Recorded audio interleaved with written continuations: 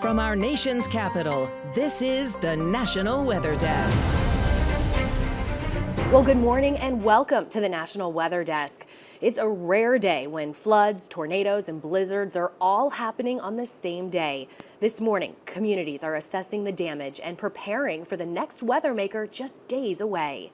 Yesterday's storms killed at least 4 people in the South as violent weather struck Florida, Alabama, and South Carolina. 500,000 people in the U.S. are without power, most in the mid-Atlantic and Northeast. Millions of people in that region remain under flood alerts this morning, with the threat expected to continue into tomorrow. In the Pacific Northwest and Plains, blizzard conditions continue to halt travel in some places. And speaking of travel, more than 1,000 flights were canceled across the country yesterday. There are already more than 600 today. We are going to start our team coverage this morning in New England, where major flooding is happening right now. Up to 5 inches of rain on top of melting snow is filling streets in Rhode Island with water. Many roads are closed this morning, and many cars were even stuck on I-95. Liz Bateson is in Providence with a look at current conditions.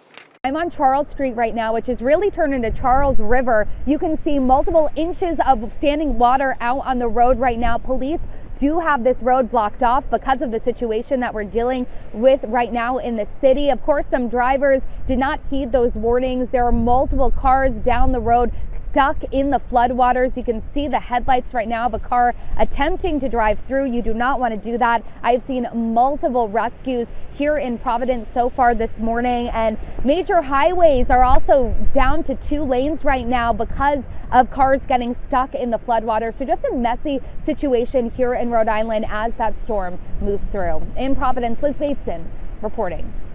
Well, as the storm pulls away from the country, it's bringing strong winds to New England, especially Maine. Gusts of 55 to 65 miles an hour are happening across much of the state. Massachusetts, New Hampshire, and Vermont are also experiencing powerful winds this morning. Flooding is also a problem further south. In New Jersey, several rivers are expected to remain at flood stage through the end of the week. Coastal flooding is also an issue, including the Delaware River, Atlantic coast, and the tidal Delaware and Chesapeake Bays.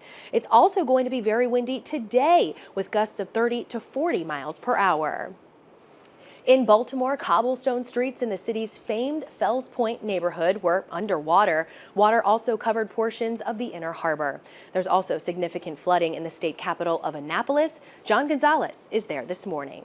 Compromise Street here in downtown Annapolis is still underwater, still closed in both directions. And city officials tell me this is the highest tide they have seen here in Annapolis in years. The floodwaters crept over the Seaw Wall yesterday during the height of this storm, and it remains that way this morning. The good news is the water is starting to recede now that we reached high tide a few hours ago, and we won't reach high tide again for several hours. But you can see many of the businesses here have some cleanup to work with today. The storm also triggered flooding in western North Carolina and at least 1 water rescue. It started when crews responded to help 3 people in the water. Now, during that rescue, a boat with 5 first responders overturned. All 8 people were eventually rescued from the water. Several were taken to the hospital. Elsewhere, the heavy rain led to the collapse of a retaining wall. It crushed 4 vehicles, 3 of which belonged to postal carriers. Thankfully, no one was injured. Now to the south, where at least 14 tornadoes were reported across the region. One of those touched down in Marianna, Florida, leaving a trail of destruction. There are no reports of any deaths, but as you can see, this damage is extensive. In Cottonwood, Alabama, an 81-year-old woman died when a tornado tossed her mobile home from its foundation. The rest of the community was littered with downed trees and debris. There was also damage near Tallahassee and as far north as South Carolina. We start with Ashley Engel in Florida. Around 6:30 Tuesday morning, powerful winds flipped RVs like Paul's, shattered car windows, and ripped some buildings to shreds at Florida Caverns RV Resort. Paul and his wife were in the RV when winds knocked it over. Wife was sleeping, and I woke up and I was looking on the news. I saw their tornado coming. Paul showed me the inside of the flipped RV. The damage I saw inside the RV and around the park was difficult to describe. Leaders with the park tell me 7 people have non-life-threatening injuries following the storm. Kevin Keene lived through it too. It got pretty crazy. I saw Kevin going through what was left of his home. He and his family found shelter provided by the park. Although his home is lost, he told me he is glad him and his family are safe. Most people care, and that's a great thing, and they care about, who's still around, not about the stuff that got lost. We just got to deal with the damage and see where we go from there. State Representative Justin Bamberg is talking about the heavy damage here on Main Street in Bamberg County after hours of severe weather. The storm taking a toll on some of the older buildings in the region that the lawmaker represents. They may not look like much, but they are a part of our community here, and they do get used. Main Street isn't the only area that was hit. Plenty of people here are dealing with damage in other parts of the county. We do know that there are residences that were leveled. Folks suffered significant roof damage. We've got some citizens who've been displaced, and we're working on, do we need to open a shelter? Main Street in Bamberg is expected to remain closed until the damage has been surveyed and crews have cleared all the debris from the road. We're in for a long ride, but we do have some of the toughest people in the state living down here, and together we're going to get through it. It's something many people saw as severe weather arrived in South Carolina. Dominion Energy says approximately 330 people lost power in the Low Country. Stay away from down lines. If you do see a down power line, always assume it's energized. On the water at Breach Inlet, gusty winds intensified waves rocking the shores of coastal Carolina. I normally come out during the storms, and this is pretty intense. Justin, too, recently rebuilt the beachfront property's docks after a storm washed them away. Tuesday he watched, hoping he wouldn't have to rebuild twice. Even during some of the previous hurricanes, I haven't felt them quite this strong. As for those who did see damage and power outages, Dominion Energy says they can't provide an estimated time of restoration. Instead, they ask for customers' patience. Well, from the south, we turn to the Pacific Northwest. Portions of Washington state were hit with blizzard-like conditions, dropping heavy snow along with strong winds. Officials asked drivers to stay off the roads due to extremely challenging travel conditions. One of the toughest regions for travel is Snoqualmie Pass. Michelle Esteban spoke with drivers about the conditions. Truckers like Jack Karsten know the drill, but this time is different. A rare blizzard warning is throwing a wrench into past travel. If it takes longer, it takes longer. I mean, it is what it is. There's nothing anybody can do to speed it up. Instead of 5 hours, he's hoping for 8 hours. His rig and a long line of others, including some cars, came to a standstill right on the interstate. We got caught in the same backup. When forecasters say blizzard, State Patrol steps up chain enforcement. That's what this was about. We're going to try to get to Summit. Once past this slowdown and a temporary shutdown for avalanche control work earlier in the day, motorists made their way to the summit. We're hoping to maybe ski safe today. Only problem, the weather had other ideas. It knocked out power at the summit. Central had to rely on a generator and close early. No night skiing. A wind gust at Alpental ski area clocked in at 73 miles per hour. We are on 24-hour winter watch. WashDOT is clearing and treating all mountain passes around the clock. It's mostly compact snow and ice and a rain-snow mix. When you have a blizzard that's going to dump and there are other conditions that are coming with it, such as wind and then maybe some wet that will make ice, that is a complicated recipe. And I'm meteorologist Brian Vandergraft. That potent system that's been bringing unsettled weather across the nation is now into the northeast with rain, wind, and even snow and mix all the way up through Maine. And this is going to continue to kind of churn off to the north and east. You can see it here on the maps. The winds will still impact portions of the mid-Atlantic through the northeast. We'll get a little bit of a reprieve as we head into your Thursday. Things calming down on the east half of the United States, but a new system dropping out of the Rockies will once again drop down, grab some Gulf moisture, and then make a beeline east. Unsettled weather, snow in the plains to rain down through the deep south on Friday morning. Friday night, showers and rain across the mid-Atlantic. And then by Saturday night into Sunday, more unsettled weather across the northeast. This pattern continues, seems like every couple of days. And coming up on the National Weather Desk, we'll look at ways you can avoid injury when hitting the slopes during the year's ski season.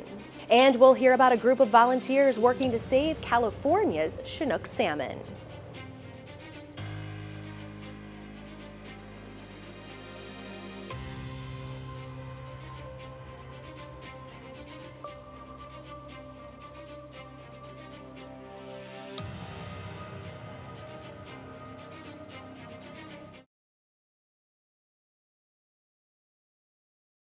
I'm meteorologist Charlie Lopresti with Look at the Northeast. The major storm that brought the rain, wind, and snow that is moving out this morning. We still have the chance for coastal flooding around the time of high tide. We'll be monitoring that throughout the morning hours. That's about 1:30 in the afternoon. Notice most areas are seeing a return to some sun. There may be a few passing rain or snow showers. And that wind is starting to subside. It's still gusty, though, around 30 miles per hour, but this time out of the west. Now on Thursday, we'll have sun and clouds. Look for high temps in the 30s and low 40s. Hey everyone, I'm Wyatt Everhart. Forecast-wise, in the wake of that powerful Tuesday storm that brought multiple inches of rain and high winds to Maryland, things improving today as that storm continues to pull further away. We will stay breezy, but skies will continue to clear off. Winds will continue to slowly diminish through the course of the day. And in terms of temperatures, actually running fairly mild behind the storm as we climb to near 50 degrees late this afternoon, will remain mild into the start of the weekend. I'm meteorologist Charlotte Carl. High temperatures tomorrow, much more comfortable. We are going to be in the 50s, upper 40s the further north you get. Much more comfortable in the Florida area, in my opinion. We're going to be in the low 70s in West Palm Beach. Good news is there's no rain to worry about. All of that rain pushed through and is going to continue to pushing to the southeast overnight tomorrow. So nothing for us to worry about in terms of rain.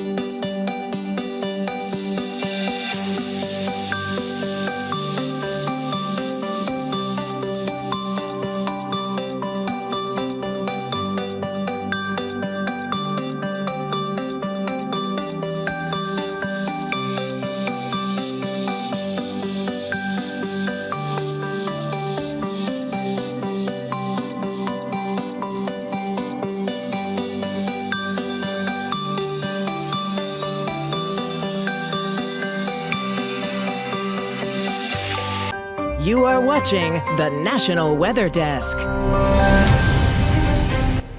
Welcome back to the National Weather Desk. I'm meteorologist Mark Pena. Even though we're already 3 weeks into winter, there's still time to make sure your home is prepared for the cold. Katie Arata has more.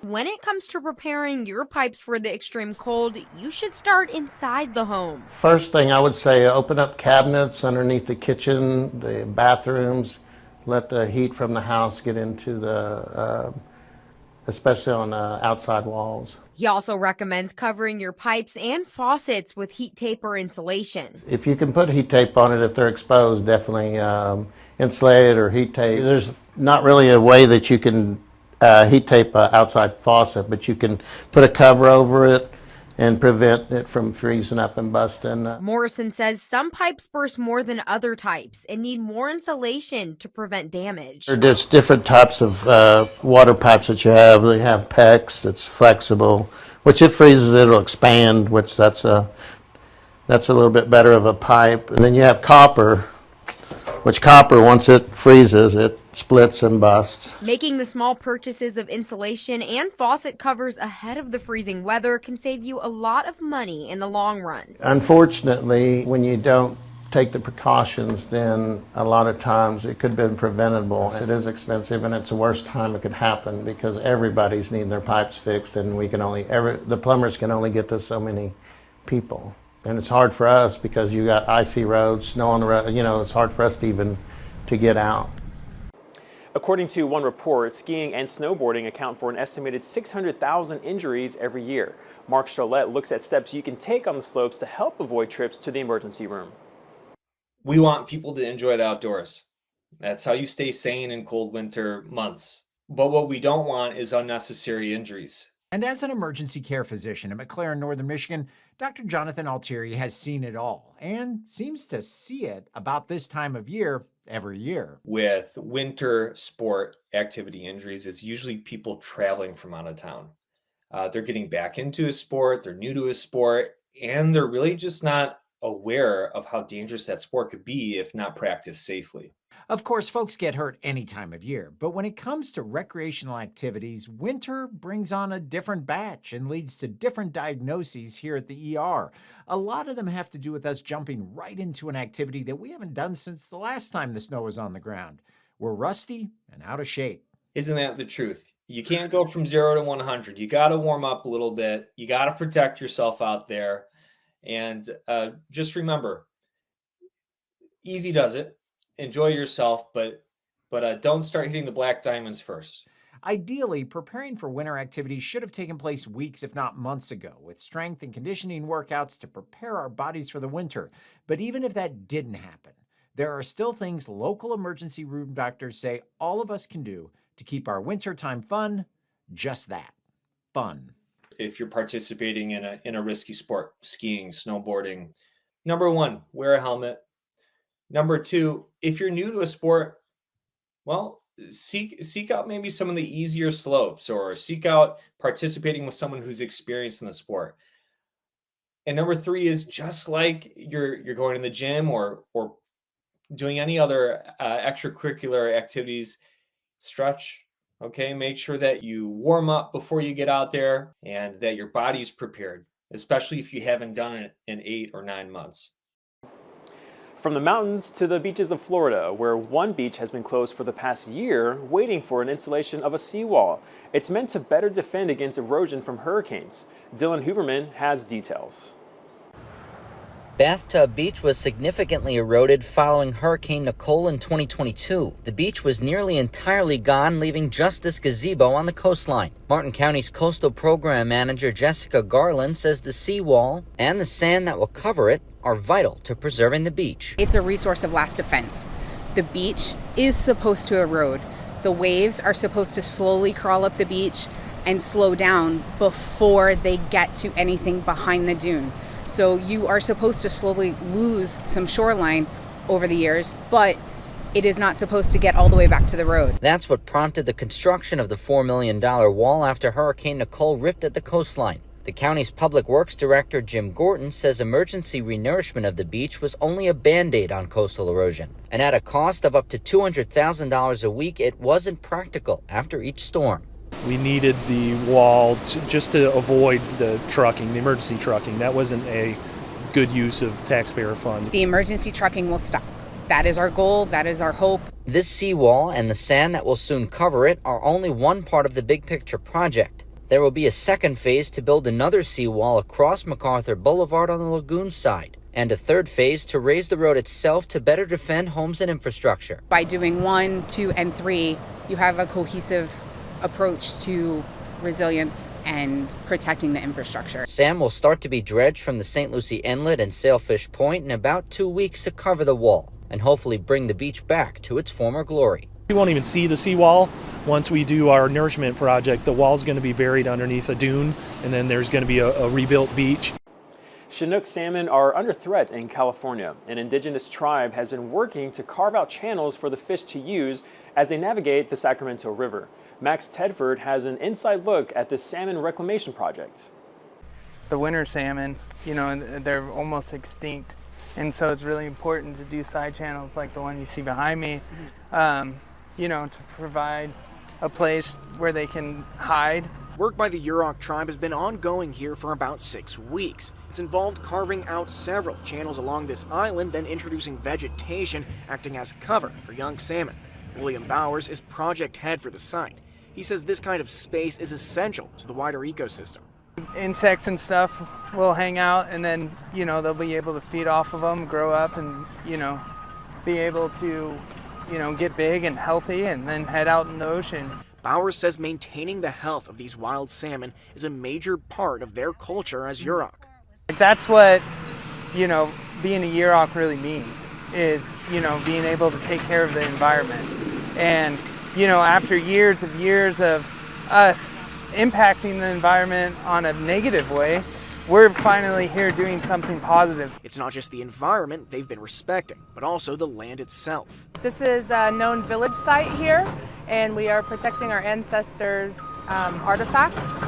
We found watching for pestles, mortars, grinding stones, burial sites. Kayla Olstad is a tribal monitor with local Norel Mook Wintu tribe. Over the last 6 weeks, she says they've marked important artifacts they can repatriate to their tribe. Williams says with the channels now in place, everyone will benefit. It's going to be a really, really good thing for, you know, the environment and for the fishermen around Sacramento. Like, you know, this is a step for the fishermen.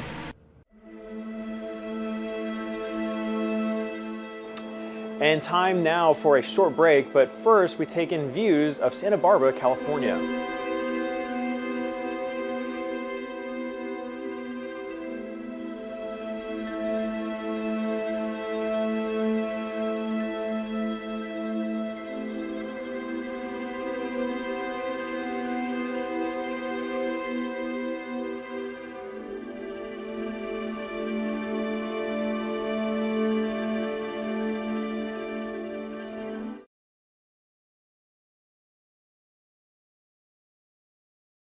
Good morning, everyone. I'm meteorologist Sarah Converse. A strong low pressure system continues to track through the Great Lakes region, still keeping some lingering snow showers for places in Michigan, Indiana, and Ohio. Another quick disturbance is going to be running through the upper Midwest and through the Great Lakes region later tonight and into the overnight hours. This is going to bring some snow for some of those upper Midwest communities like in Wisconsin and into Michigan.